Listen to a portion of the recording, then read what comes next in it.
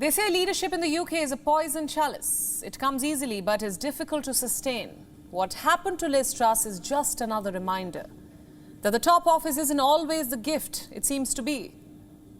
Because since time immemorial, British Prime Ministers have had to depart way before they completed their tenure.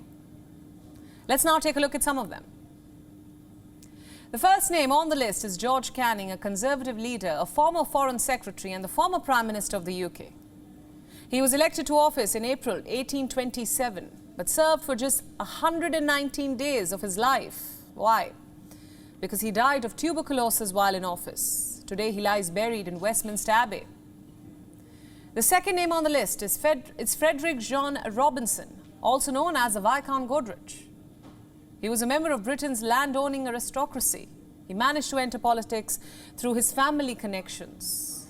He even managed to become the country's Prime Minister, but could only serve for a total of 144 days because he was unable to hold his fragile coalition together.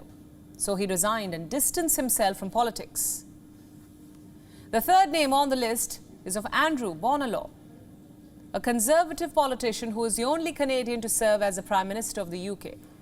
He was born in the British colony of New Brunswick, which is now a Canadian province. Historians call him the unknown Prime Minister because he served for just 211 days between October 1922 and May 1923. He resigned on grounds of ill health after he was diagnosed with terminal throat cancer. The fourth name on the list is William Cavendish, the third Duke of Devonshire and the great-great-great-great-great-grandfather of King Charles III. He served as a Prime Minister from November 1756 to June 1757, just 225 days. He was replaced along with his ministers for mishandling state affairs.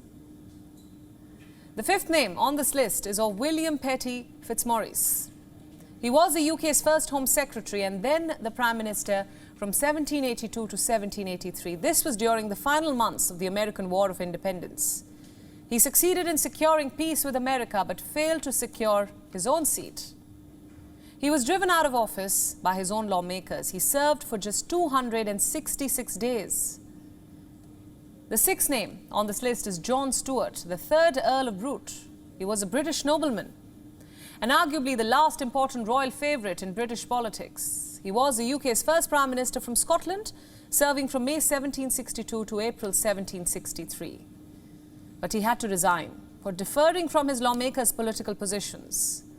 He served for a total of 317 days.